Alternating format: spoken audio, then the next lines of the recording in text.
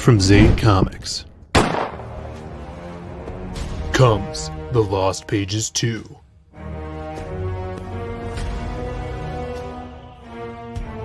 This time we follow the Silhouette, our ghostly avenger who brings justice to the streets of Chicago.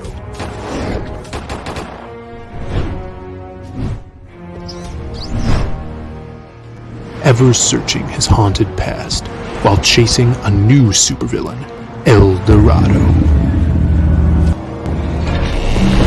The golden menace whose powers rival the city's avenger. But the minds of the scum and the souls of the vile know nothing of the darkness shrouded within the Silhouette. Only on Indiegogo. It's free real estate. This kid's definitely on crack right now. Yeah! Yeah! What? Hold it. Hold it. Hold it! I got you a gift. I know it's a little bit early, but it just came in. No, it just came in. I figured I'd give it to you now.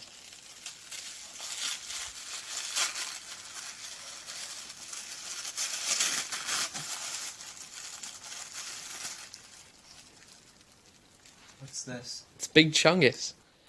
What is Big Chungus? Do you like it? I don't even have a PS4. What is Big Chungus? Is this a joke? Awesome. Awesome to the max. What is up, everybody? Hey, it's Phil. It's Tuesday, and I've been fulfilling books. I'm actually in my office today. We have a bunch of fulfillment going on. I came in here to fulfill. So we got books. We got boxes of cards. There's a package right here. I packed a bunch of them. We're going to be shipping them out today.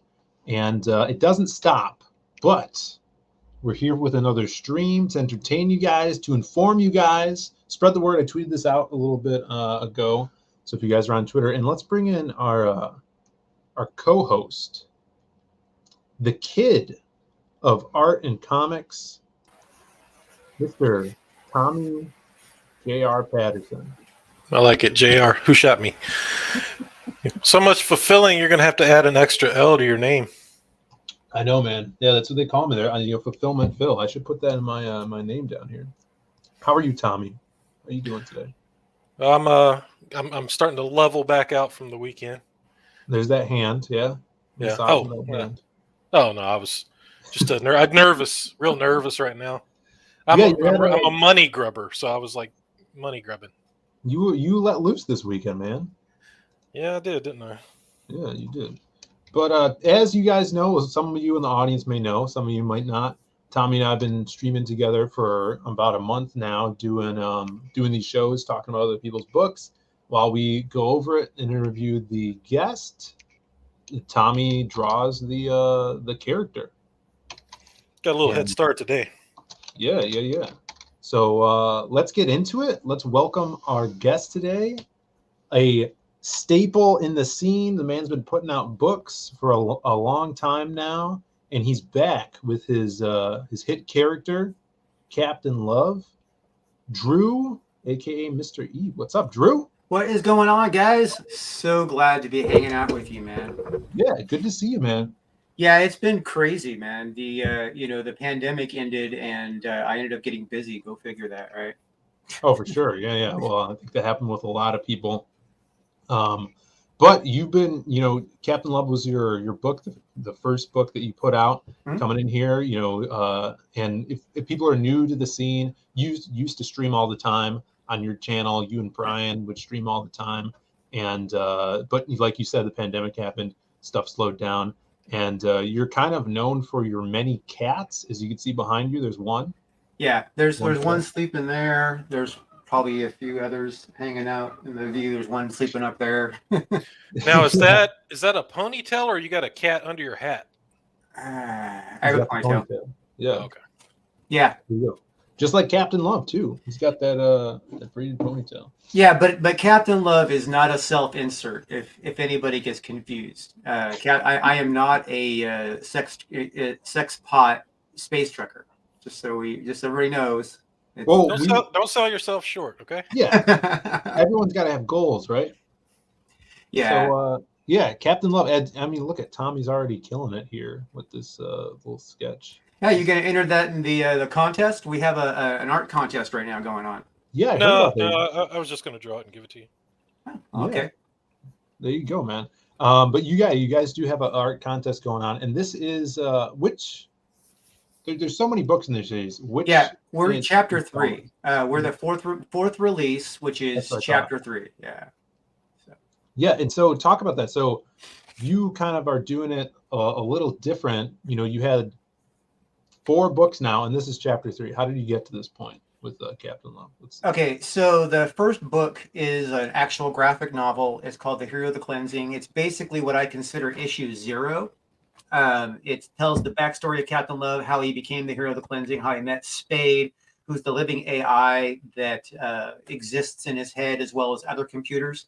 And then also the legends that surround, that he may or may not be immortal and some of the things like that.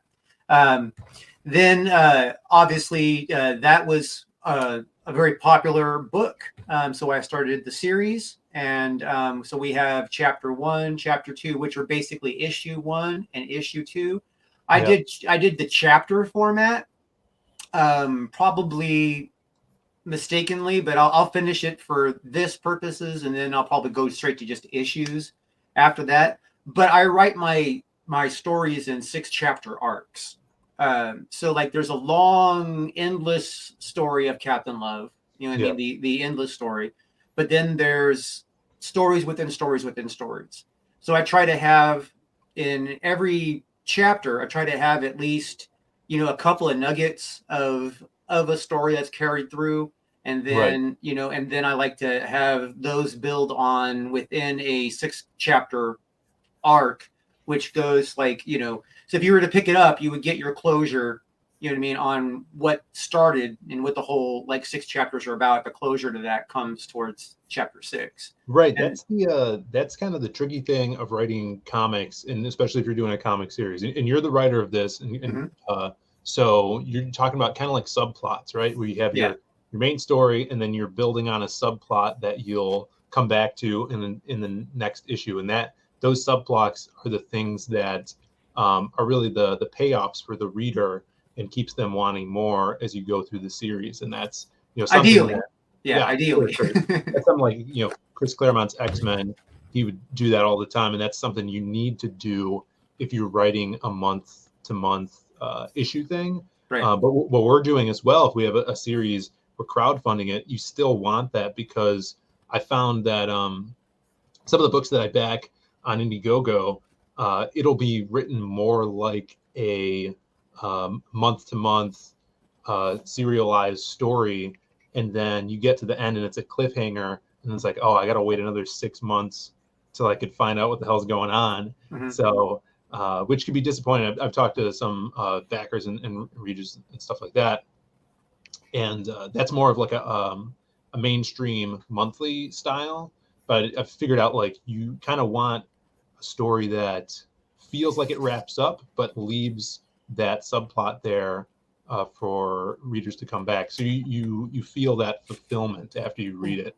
I've discovered that a good mix of different approaches works good for me. Sometimes I can tell, 3 sub stories in one story, in one, chapter. But the chapter itself is a chapter.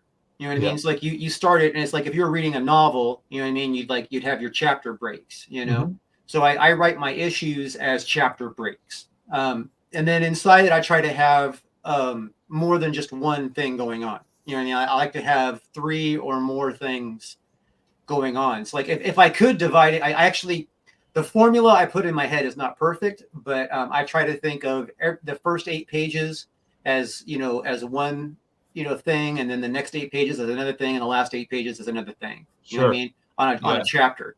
And then those are all connected to the bigger story, and sometimes they are it's the reason why I do that. I can't speak for everybody, but the reason why I do that is because some of the characters have a lot of depth, and you're not going to get the depth of the character if I just focus on one. And then like if you like pick up, you know, like say when we get to like issue 8 or 9, you pick up the issue, you're like, what the heck is going on here? You know what I mean?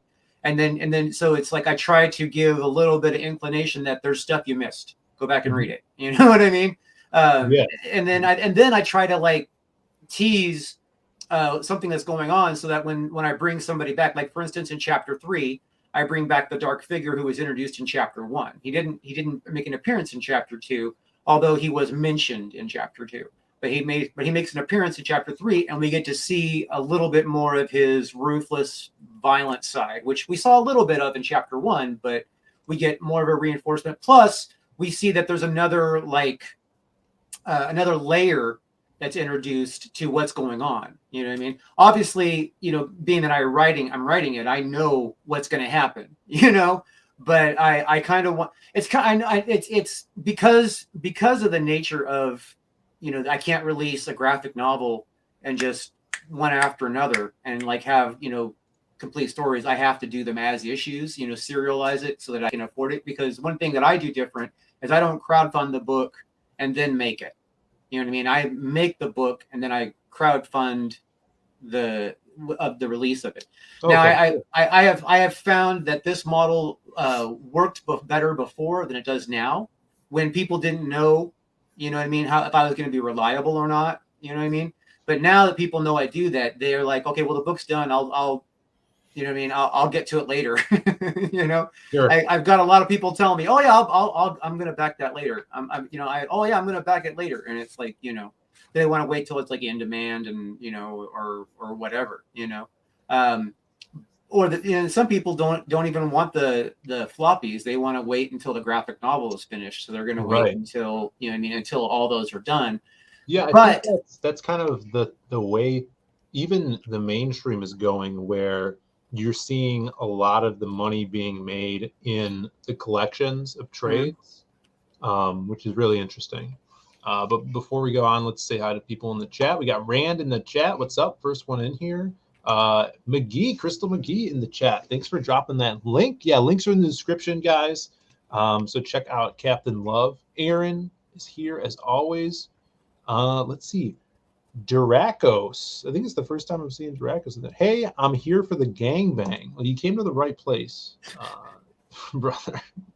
Giga Death is here. General Piggy, thank you for your service as always, General Piggy. Luke, holla if you hear me.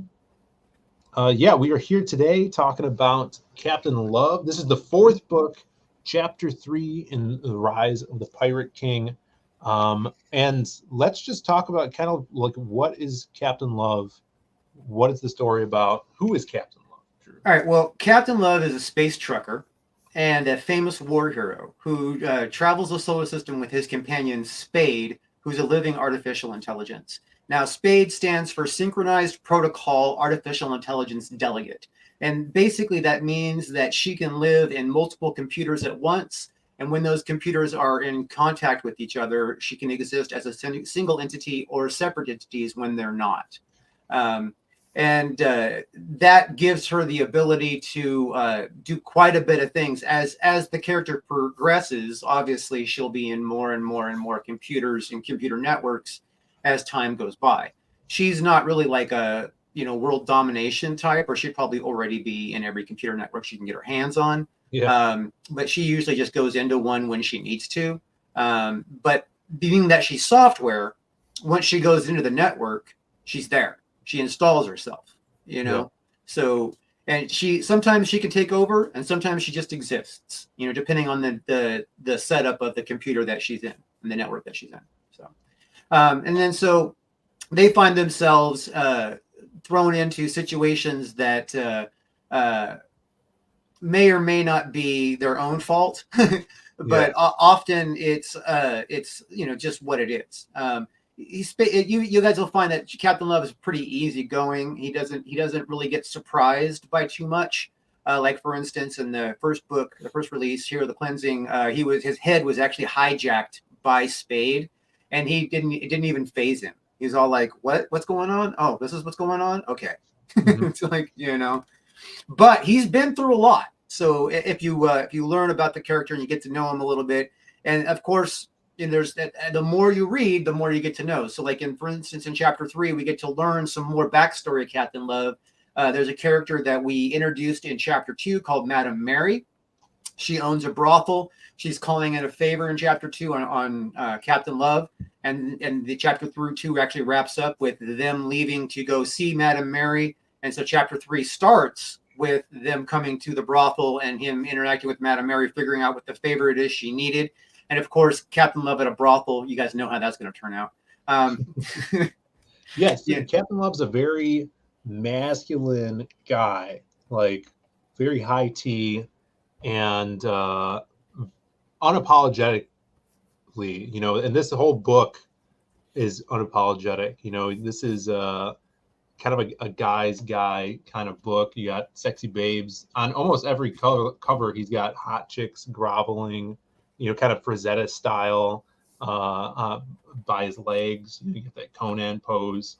Where did the idea for this character come from, and how did you get making it into a comic book? All right. Well, that goes back to many years ago. There was a time when I was very active on YouTube with a comedy channel, and I was actually making about $2,000 a month through YouTube. And then they had what's called the adpocalypse. Yeah.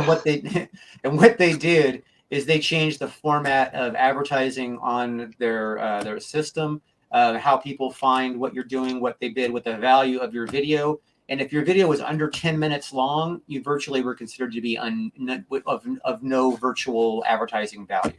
All my comedy videos were like between 1.5 minutes and like 5 minutes. So my whole channel went from 2,000 a month to 50 a month in like a matter of weeks. And so after that, I was all like, well, I'm not going to spend all this energy, you know, writing, producing, and making these little comedy bits if, you know, it's not going to be worth anything. I'm going to make something that I enjoy doing. So I also had this channel that I'm on now, the Drew Love, right, which is one of my YouTube channels. And on that one, I was like, okay, well, you know what? Let's put something on that, because all I did was like a little bit of vlogging and not very much on my channel at the time. It was just like my personal channel. So that's where the name Love comes from, because I actually was writing a 30-minute sci-fi for myself to act. You know, super low budget, super simple concepts, and then to invent the character, I basically thought of what would be all the most awesome of my favorite sci-fi dudes, you know what I mean, put together, and what would be the coolest thing, you know what I mean? Like if I wanted to do this, what would it be if I could live that out? What would I want to do? You know? And so that's how that 30-minute was all staged. And that's also how the braid got into it, because in writing that 30-minute script, I obviously mentioned the braid, and it got into the script. And so when I showed it to my business partner, he read it and he was like, holy crap, this is so brilliant. Not to toot my horn, but the concept was something that hadn't been done before. I mean, it's obviously we've had Flash Gordon, we've had Buck Rogers, we've had Han Solo, but you know what I mean? We've never had the blue collar James Bond. You know what I mean? Which is, he's kind of like the blue collar James Bond of the future. He's kind of like if you took there's so many different characters smushed in. But I would say that if you were to try to nail him down to just two, right? And I'm sure everybody's seen Big Trouble in Little China, right? Yeah. Jack Burton. If you took Jack Burton and smashed him together with James Bond, you know what I mean? That would be there's a lot more in there, but that would be the closest description to who Captain Love is in the future. You know I totally see that. I think that's a great two characters there. Passion for drawing in the chat says Tommy isn't drunk enough. What do you think about that, Tommy? I'm just now leveling out, dude.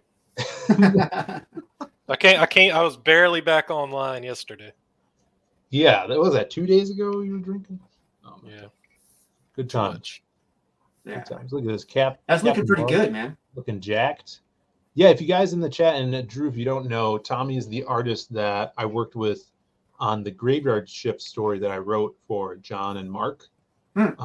So Tommy's known Mark and John for a long time, and and he's been doing some work on their Graveyard Shift IP, and we got to work together. We hit it off. It was an awesome story that is coming out in a few months. It'll be shipping. So yeah, and we wanted Tommy to get a little bit more airtime here in CG. So we've been doing this show for about a month. Yeah, this is looking sick, man. Yeah, you got mad skills, buddy. Thank you. Yeah. Doesn't look like hard case though. It's not. We got Joe Ball in the chat says Drunk Tommy is my favorite Tommy. There we go. Joe, are you smoking a cigarette right now? Smoking something, either a cigarette or one of the two. We got Pedro in the chat. What's up, Pedro? Draco says Hope Trudeau doesn't shut down Captain Love's bank account. The truckers are dangerous. Yeah, Captain Love's not Canadian, so there's no worry. And we got Dave Brink in the chat too. What's up, Genuine Comics? Had him on last week. Yeah. So yeah, this is looking awesome, Tommy. All right, let's get back to Captain Love. Yeah. So the kind of the Big Trouble in Little China mixed with Bond. I totally see that. That's awesome comparison here, and a lot more to the character. I mean, obviously you have this is going to be the fourth book, and you said, is this book already done or how far along? Yeah, it's finished. Yeah, it's finished. Crazy. I mean, I'm still tweaking the lettering because I do the lettering on the Captain Love series. So I'm still tweaking it because I have time to. I go through and I read it. And I'm like, you know what? I'm going to change that. That's the beauty of being the writer and letterer, is that you can actually, because lettering is an art. How things lay out, how it you know what I mean, where that kind of stuff. It is its own art form.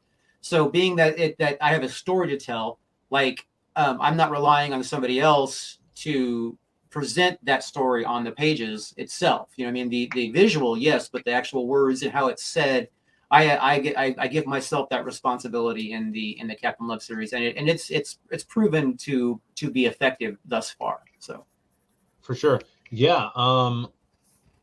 What kind of action are we going to be seeing in this book? Well, so.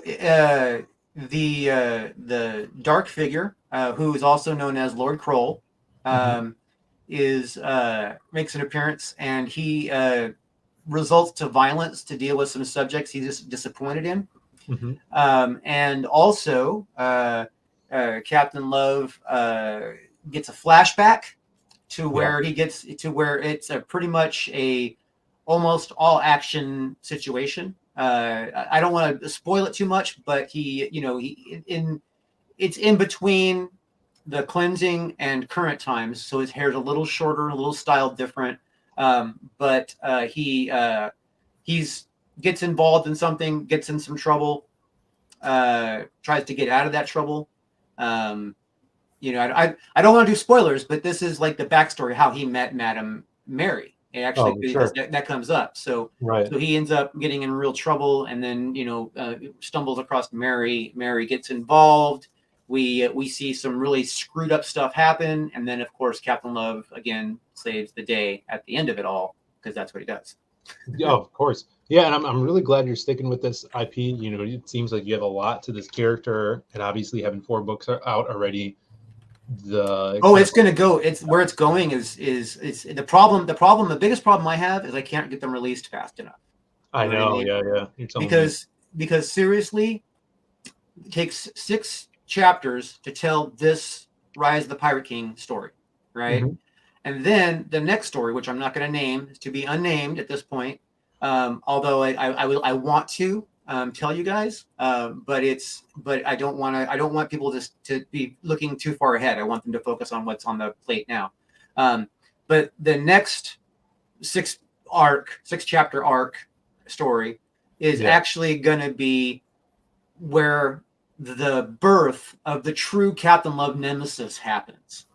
And I've been building to it. There's so many little things that I've been writing up, between now and then, that builds to it. And so it's like there's things like that I'm like excited about, that I can't make happen fast enough because of just all kinds of little issues. You know what I mean? Being an independent comic creator is not an easy task.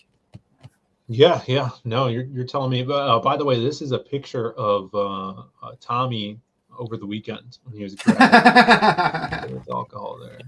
Sweet Jack. Yeah, Captain Love does drown his sorrows. So the name Love is actually a play on words, as well as what I thought was a cool name to use. But just about everything that's going on with Captain Love is some kind of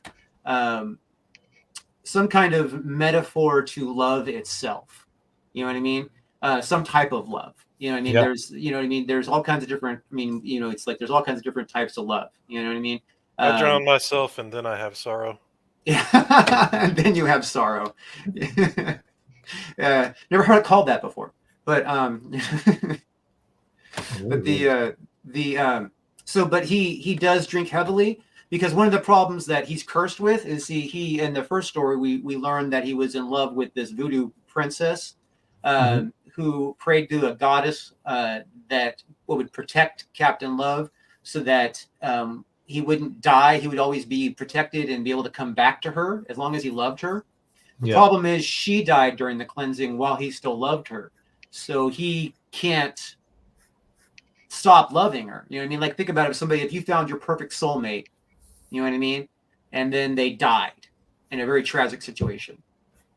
You would love that person forever. You would not be able to, and very likely, if that person was the option to come back into your life, somehow, you would throw over everything for that person, and that's the situation Captain Love is in. I mean, he really can't love anybody else. He can't even tell if anybody else loves him, because he's so hung up on that situation, and he's haunted by it, and then it's the rumor why he may or may not be immortal, because he's survived so much since that curse, although he hasn't like aged out in immortality. I mean, he's still like a normal age. So so like so if you were to ask him, he would just say that he hasn't died yet. That's a really cool concept. I dig that. That's interesting and original too. These robots. I mean, this art is awesome. Doodle Bags, Pat Maxon killing it on this piece. Now, what is this? Is this a print? Yeah, this is a poster that Doodle did for me on the, I guess, like the last chapter 2. We had that for sale. I don't have those for sale on at this time because I'm trying to get people just to buy the book. You know what I mean? Sure. I put the posters up. I put T-shirts up. I did a bunch of stuff up last time, and people didn't. I mean, nobody really like dug into that kind of stuff very much. I don't know why. You know what I mean? Because in other campaigns it does happen.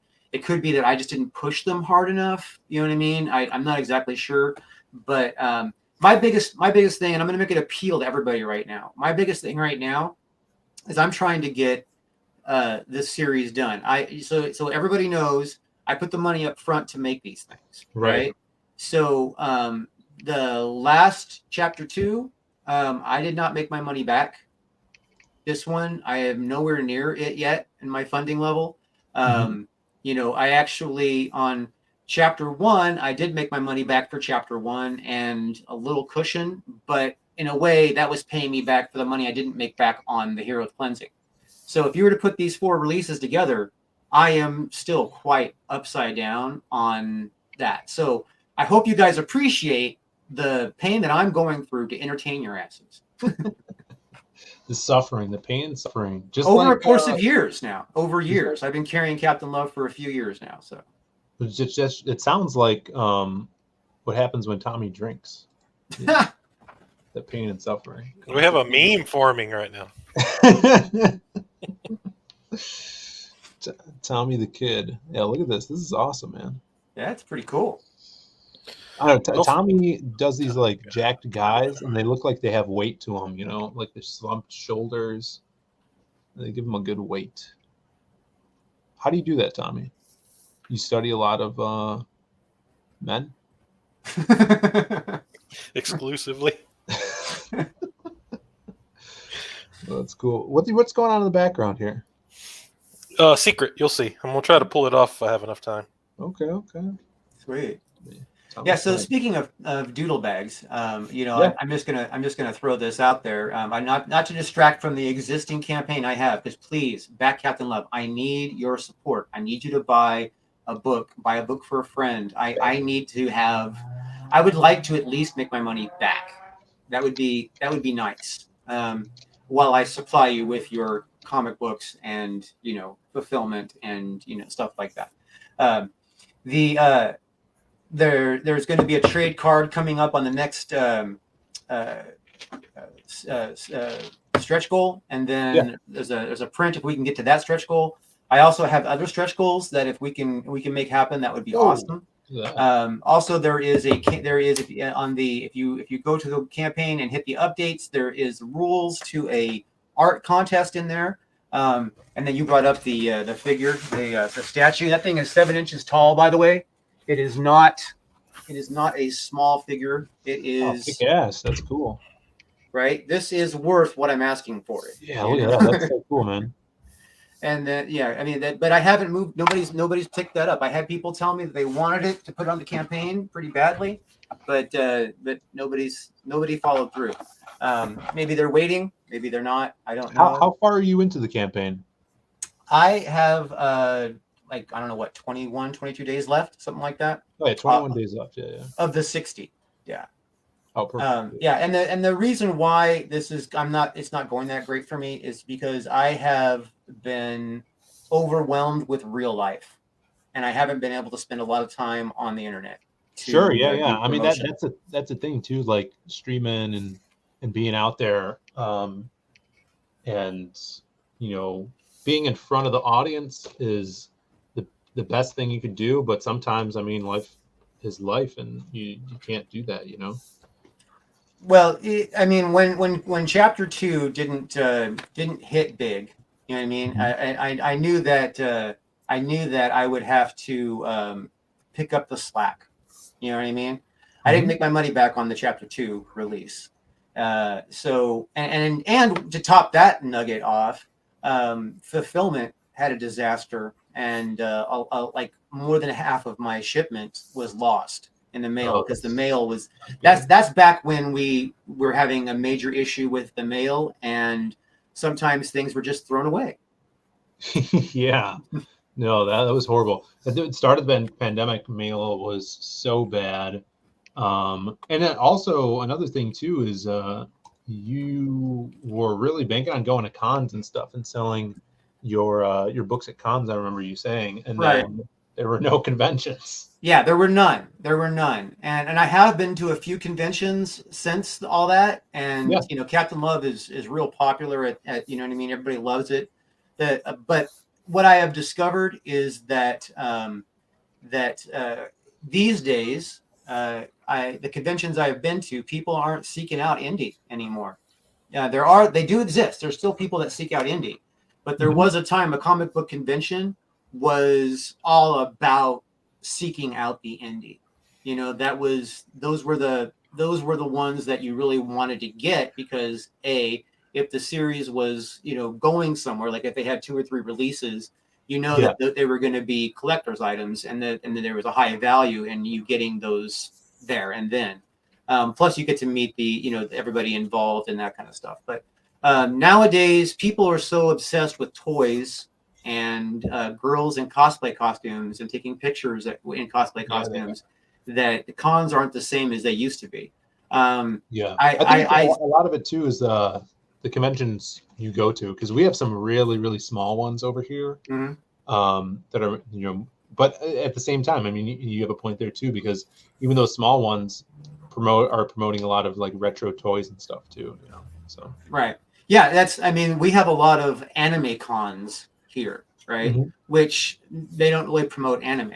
So I trip out on that, because it's like, okay, so it's anime toys that toys, and a lot of the pops, you know what I mean? Those, that, and there's a lot of that. There's a lot of, there's a lot of people selling what would be collector's item comic books, at a lot of these conventions. But I mean, when I first started going to conventions, you know what I mean?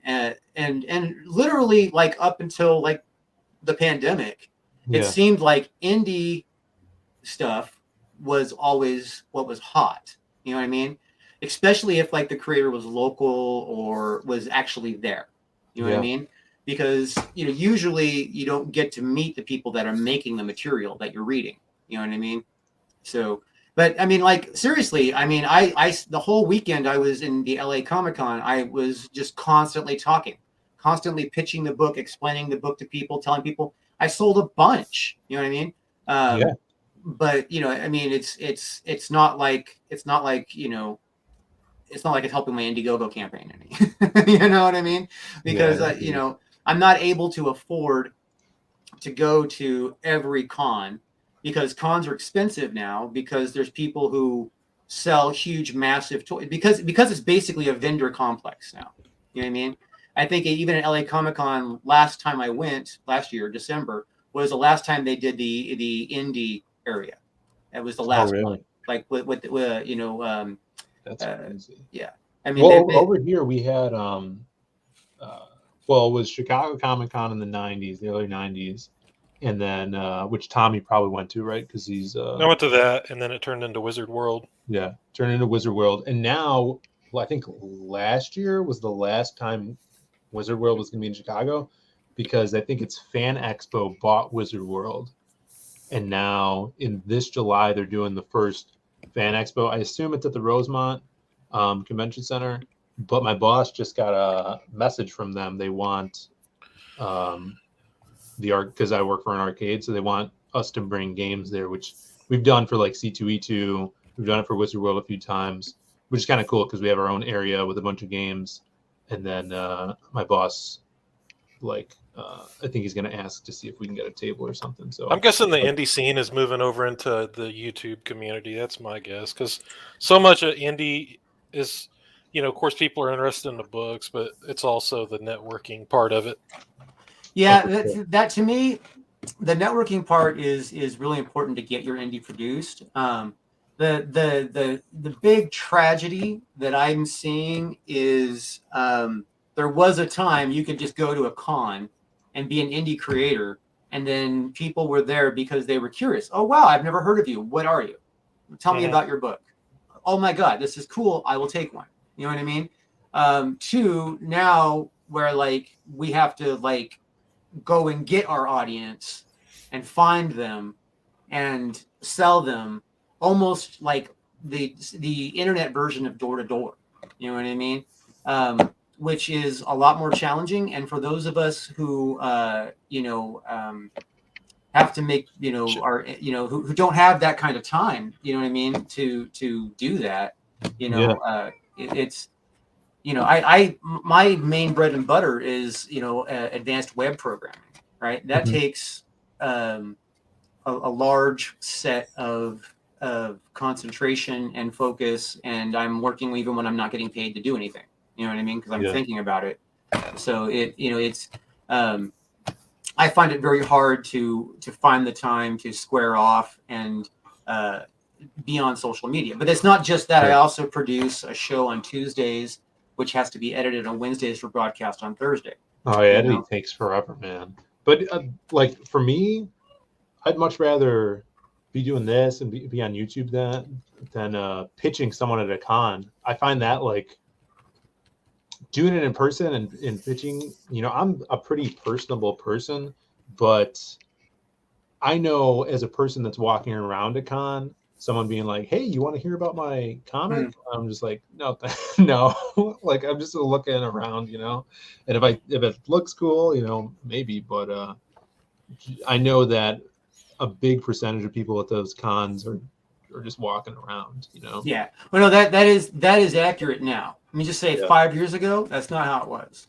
Yeah. You know what I mean? 5 years ago, if you had an indie comic, you know what I mean, you had a crowd around your booth all the time, or at least the ones I went to, and I was going off of the history of that when I set up my business model. Right now, I'm kind of in between business models, as obviously I can't afford, because cons went up in cost. Just so you know, they're like twice as much now around here. I mean, to the ones that were $100 before are now $200. The ones, and they're not invited. And I also used to get invited as a comic book creator to not have to pay. You know what I mean? True. And Yeah. now they want you to pay even if you're a comic book creator, unless you're famous. You know Yeah, I what think mean? when I used to get tables at Wizard Worlds, because my brother and I did the silhouette like 10 years ago, and I think it was like $400 for the tables at Wizard World. Yeah, it's like $1,400 now for LA Comic Con. Jesus. Yeah, for just a little 10x10 area. Yeah, that's ridiculous. All right, I wanted to show. Oh, what's up, Tommy? I was just gonna say they're gouging now. Yeah. Oh, for sure. Yeah, they're probably making up for. It might still be worth it for networking purposes, maybe, but just be prepared to lose your ass if you go. Oh yeah, well, I did not make anywhere near my money back. You know, it did not even close on that. Although I got a lot of good, traction out of it. Although I expected there to be industry pros there, and there weren't. I was led to believe that, you know, being that it was LA Comic Con, being in LA, that the people who were looking to option IPs and stuff like that would be hanging out there trying to do that. And then while I was there, I got the word that those people wanted to get paid to come now. So, so they don't go there anymore because right now, well, again, we're like coming out of the pandemic time. You know what I mean? Things are kind of weird. You know what I mean? But again, 5-10 years ago, people were optioning IPs and never intending to use them. You know what I mean? They would dump a lot of money on it, and that's looking really good, man. They would dump a lot of money to just buy the IP so that if it became successful, they would have the rights to it, so they could make a movie or a series or something like that, or a cartoon. Or now they don't care. I don't know if it's just because, you know, Marvel has gotten so big, or, you know, or what, they feel like the competition isn't there. I mean, I'm not sure what it's about, or it's just that no one seems, you know, like maybe Appeal to novelty. They're looking for the next thing, the next trend. Yeah, like maybe too many people have made comic book movies and that kind of stuff. So like they're just not interested right now. It could be. While they're looking for something else, we're going to be over here making our comics and crowdfunding them, man. That's what it's all about. It's all about the grind. We got That's right. There you go. Let's make it positive again. Fuck all that, bro. It's all about I'm positive. I need you guys to back some Captain Love. That's what I'm. I do need the support. I'm gonna start trying to come back and live stream. I've been trying to organize things. It seems like my life right now, 1 step forward, 2 steps back kind of thing. Like I'll because I have my plate so full. You know, I have that channel. What's that? Fire up that channel. You still talk? Do you still talk to Brian? Like you guys, we do communicate a little bit. Yeah. He is doing his own horror thing now. You know, like horror watch, whatever. He has a channel. Yeah, he has a channel. He does. It's not like booming or anything. You know what I mean? You guys need to team up again. I kind of would like to. You know what I mean? I'm not. I haven't hit him up about it because I don't know what night I'm able to commit to. I mean, at this point. See, Tuesday nights I have that I'm dusted till about 9 o'clock at night my time, which is, you know, midnight, you know, Eastern. And there's virtually there's no point in, you know, trying to do anything on Tuesday. And then Thursday I'm currently in a class and I don't get home again until 9 my time. And that class is almost over, which will free up my Thursday nights again. My Wednesday nights is the night I use for a lot of business meetings. You know what I mean? Well, even afternoon stuff like this. Like I work my stupid work schedule is retarded right now, but I'm working nights most of the week except for Friday and Thursday. So I've been able to get in, you know, these afternoon things with Tommy because he's an artist bum that doesn't have a job. So that's what I was thinking, that I would try and do like a show during the daytime. Not that I was thinking that Tommy's a bum, just so we get that clear. That I was trying to do a daytime show and try to give that a feel, because I work from home, so I'm here every day. I'm literally sitting in front of my camera with the camera off every day. And I mean, sometimes like on these shows, like we'll get 20 viewers. We'll get a good amount of people. So there's people that are out watching, even like closer to 5 o'clock my time, more people are free, more people are tuning in and stuff like that. So, afternoon stuff, no one's usually streaming, so it's kind of a good time to do stuff. Yeah, the biggest trouble I have is right now is I have so many things, like which direction would I would take it. You know what I mean? It's like, oh, for sure. Yeah, that's because I got a lot going on. I also have it, like I said, Pat Doodlebags. He's actually illustrating another whole series I am in the process of that's making, right. and it's putting it together, and it's 2/3 done. You know what I mean? Wow. We have it's already past. It's like 51 pages of 80 are finished. You know what I mean? Awesome. So and it's going to be something like a spectacle. You know what I mean? It has not been done. Pat's stuff is awesome. I love his work, his layouts and everything. He's just and he's a young guy too. I don't know. He's around. He's a really cool dude too. He's very easy to work with. You know what I mean? I've had some illustrators not be easy to work with. Sure. Yeah. We all I have found that different people have different work ethics just in general. It's not something to do with it being an illustrator or anything like that. It's just that some people have different work ethics than other people. Yeah, and when you find someone that's great to work with, you got to stick with them. All right, we got some more people in the chat here, guys. If you're just tuning in, we're talking to Drew about his new installment of Captain Love, and Tommy here is doing a kick-ass illustration of the character. Going ham on this piece, man. This is looking so like cool. He's busting through a brick wall or something. I was trying to do like a little bit of a techno block background, and hit this with shade, and it should be like a heart-shaped light coming through. Super cool. Yeah. That's awesome. Yeah, this is like if he's battling a Tetris monster. Yeah, there you go. That's what's going on there. I wanted to play the trailer here. If we go back over here, and then we'll check this out. Let's see.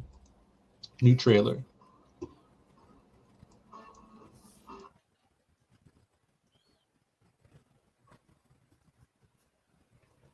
No sound? No, there's sound to it. I don't know why I can't hear it. Sorry, it was my fault. I'll start it over. This is actually narrated by the great Sparkle Susan, who is the host of the show that I produce on Tuesday nights. Oh, cool. Yeah, let's hear it. I strike that, reverse it. Hold on one second. I'm sure you guys have seen at least pictures of Sparkle. She actually cosplayed at the LA Comic Con as the Queen of Venus from the. I remember that. All right. Hold it. Hold it. Hold it.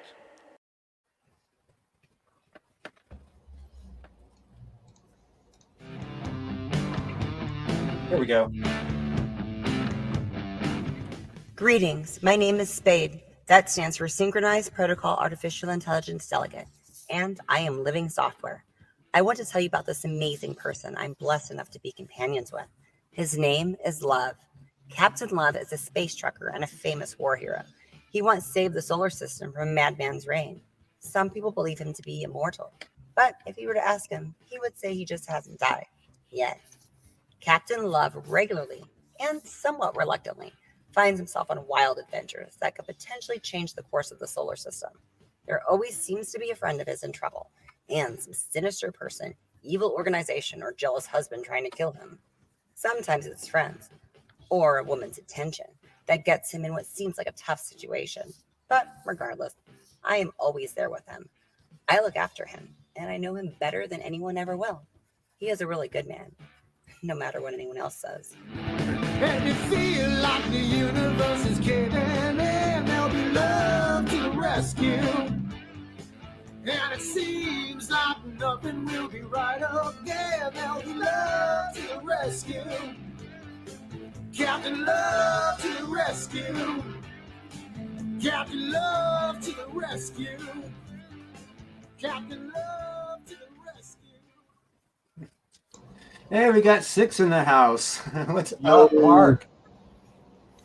What's up, Mark? Great to have you in the chat. Yeah, some person is here too. He says, kind of like the Kool-Aid Man busting through that wall.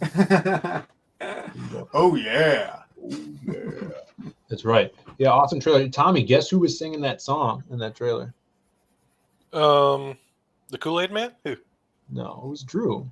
Bruce sings it himself. Come on. Yeah, right. The Captain Love theme song. Actually, Brian Krischgau challenged me to write that a long time ago, and I took the challenge and did. And then wrote it acoustically first, and then basically did a recorded version for Chapter 2 release. It specifically has a longer pitch to the theme song. Like there's actually book pitch in between the choruses. But I like it. I dig it, and other people seem to dig it too. It's catchy, So I'm probably gonna stick with the at least the chorus part, and indefinitely as the Captain Love theme song. The Captain Love to the Rescue, I think is pretty good concept. So yeah, I'm digging it. Yeah, everybody in the chat, I'm going to drop the link to this right in the chat here. You guys can also grab it in the description below. But check out Captain Love. Drew's a guy that delivers. He puts out books. He puts out product, and really has a passion for these stories. So everybody check that out. Yeah, 6am says, awesome song. Awesome. Thanks, man. Yeah, Six is super cool, man. He actually, I embarrassed him many times when he first came around the community, because he had the first Comicsgate song that was out, and so I played it for everybody over and over and over again every chance I got. Was it the rap song? Was it a rap song? Yeah. His little. Have you guys heard it? Yeah, 6am's a notable white rapper. Yeah, notable white rapper. Yeah. Keenma in the chat. What's up, Keenma? Oh, Keenma is an awesome. Oh, there you go, 6am. Keenma is an awesome artist, and she actually won our fan art contest for the Lost Pages too. I actually have a book. I'll show you guys the piece here. Well, I hope she tries out for the Captain Love fan art contest. We're trying something different with that. While you're breaking out the fan art there, I want to explain to everybody that the more people that enter the art contest, the bigger the grand prize. So I'm going to do $5 as the prize for everybody for every entry. So that's cool. Yeah. So if only 2 people enter, the prize is $10. It's like, thanks a lot for your entry. But if good idea. That's if 100 people enter, it's going to be $500 prize. You know what I mean? So enter. Tell your friends to enter. Bring attention to Captain Love for me, and cash in. That's really smart. Yeah.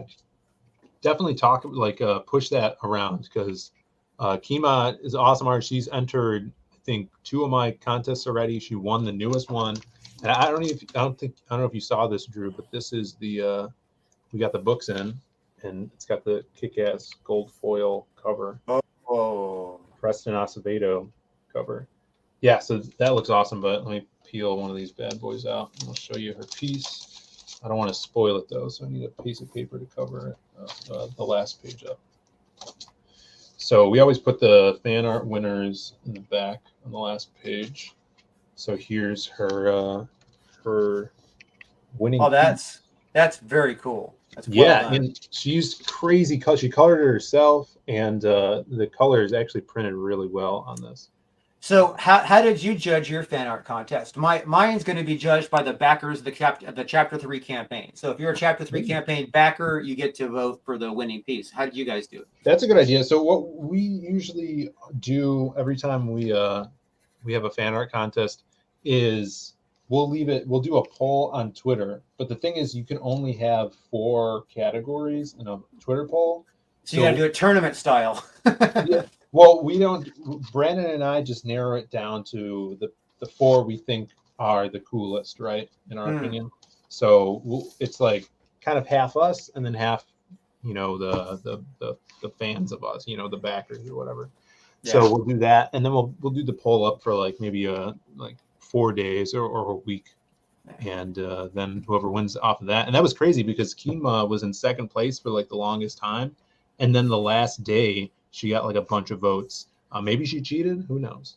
Rigged, bro. That sounds rigged. Yeah, we got some awesome entries. But what also I do, my secret thing is too, when I do fan art contests, is I message a bunch of people that I know that do fan art, I'm like, hey, we're doing this contest. If you want to enter or whatever, you have time. That would be now awesome. that's something I should actually spend some time doing. Just sitting around messaging everybody and telling them, hey, compete in the contest. If you don't win, you get you'll get credit and whatever. Yeah, I'm hoping I get enough entries that I Yeah. can put together a fan art Captain Love fan art book. Yeah, that would be awesome. Specifically, which I would like to make a stretch goal if we can get to a certain point. Obviously, there's a lot of cost involved in that, and then when I put it into an actual book, I want to give all the entries, a little bit of money. So, like, if I can get that to that stretch goal, right? Not only is there's like a prize for the contest itself, but then everybody who submitted an entry that gets into the book. I mean, I'm not going to put if somebody does a stick figure or something really cheesy, those actually don't get qualified. But I mean, like if somebody makes a non-serious entry, you know what I mean? Definitely message people because, and especially because you're gonna have a cash prize. Like we are just sending like all of our books to Keenma, and she has the piece in the book as well. But I think that would benefit you and anyone else who's doing fan art. There's a cash prize, and there'll be not a large sum, but a little bit of cash if we can get to the stretch goal, and I can make the fan art book. So awesome. That's sick. Let's see. Yeah, she says, hey, I just messaged people to vote and share for me. Yeah, that's what I do on the polls too. I'll just be like, hey, vote for me. Get all my buddies. 6 a.m. says, can't stick around, but saw you had Drew on with you guys. Wanted to make sure to throw him some support. Good luck, Drew. Yeah, hail, Mark. Thanks, brother. And we're gonna have to get you on to hang out and just shoot the crap and talk funny stuff. Mark's awesome. Mark's working on a piece for me for our next book, and it's gonna be insane. It's gonna be so cool. Nice. Is it gonna be chibi, or is he doing a different style? It's doing his style. Yeah. So it's gonna be awesome. But yeah, dude, Tommy, this is freaking sick, dude. This is looking awesome. Yeah, it's looking great. Yeah, Captain Love. Look at him. Does it make sense now? He's got him a heart back there. Yeah, I see that. I'm seeing that. A little bit of heart going on there. Heart action, some love, if you will. Yeah, and so check it out, everybody. Yeah, almost done. Hang in there. I definitely can use your guys' support. And even if you can't back the book for whatever reason, I mean, shoot, dude, it's $15, and the shipping, if you're in the United States, is free. You know what I mean? Like everyone told me that I underpriced it. I tried to price it, comparable to retail. Because I had already had it made.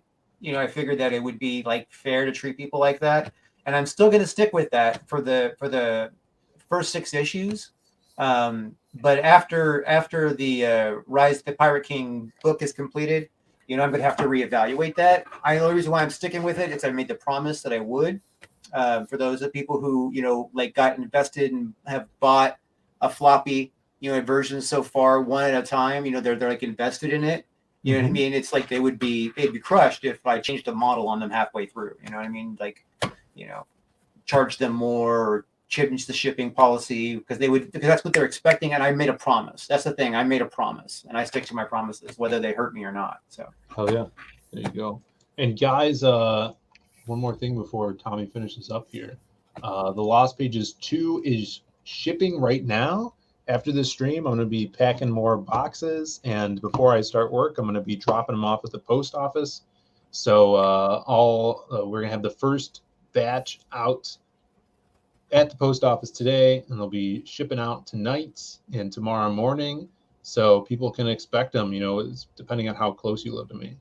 Nice. I'm sure some people will get them probably by the end of the week, because shipping has, at least over by me, has been pretty quick lately. Like when I got the notifications that my books were in, I got them 2 days later, and that was still in the Midwest. I think they came from Ohio, but so these should be not too long before people get them, and it's awesome. I love putting the packages together and shipping them out, and I can't wait. Yeah, that's the fun part. You know what I mean? People give me there's a lot of people that still give me grief for over taping up my packaging. Yeah. You know what I mean? But I use the same shipping formula for most things that I ship that are that size, book size, document size, that kind of thing. Yeah. So I have those materials available to me regularly. You know, bubble wrap and the large white envelopes and the cardboard protectors. You know. Yeah. So like if I was to do the the typical comic book mailers, the Gemini mailers, it would be nice, you know what I mean? It wouldn't necessarily cost me more. It might even save me like 30 cents, you know what I mean? But I can't ship those to the overseas, not using media mail. And if media mail sees you have a Gemini mailer, they're more likely to open it up to inspect for advertising. Yeah. And so I have found that I have had virtually none opened shipping the way that I currently do.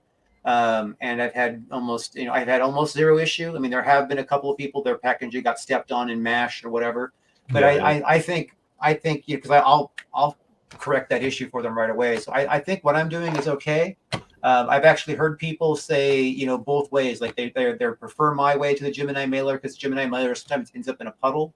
If mine ends up in a puddle, it's still going to be dry when they open it up. So well, that's good.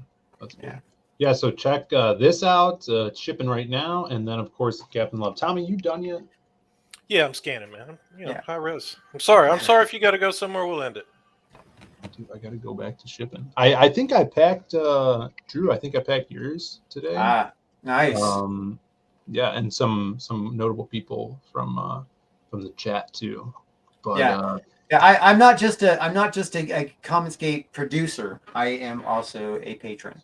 yeah. I think we're all backers, man. We love. Yeah, I got at least like 40 books I still have to read because I'm catching up. You know what I mean? It's All right. Here we go.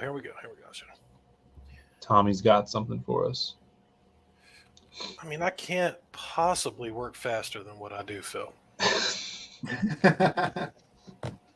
Can you share your screen? You see this cool layout? Here it is. There he is. Nice. Finish it with the money shot, man. Yeah, that is awesome. Yeah, you do make them. You do make your guys a very bulky, man. Yeah, it's I used to draw a little more realistic, I guess, a little more realistic proportions, but John likes a lot of length. Not as much girth, really. He likes length, so I made him a little longer. Yeah. So it's definitely filtered through what I do. Yeah. I noticed when John draws muscles, he stretches the muscles out a lot. Dude, yeah, he draws the probably 11 heads high figure. Yeah. All right, here's Tommy's channel. Everybody check that out too. He streams in the mornings over there. And then, of course, the link to everything is in the description below. Hit that like, ring the bell for notifications, sub if you guys haven't. I think we might be back this week with another stream like this, maybe Thursday, maybe tomorrow. I'll talk to Tommy, and we'll let you guys know. And until then, follow Drew everywhere. Back Captain Love. The Drew Love on almost every platform. So. Hell yeah. And we will see you guys later. All right. Bye, everybody. I want you to know it's over. Well. I want you to know it's over.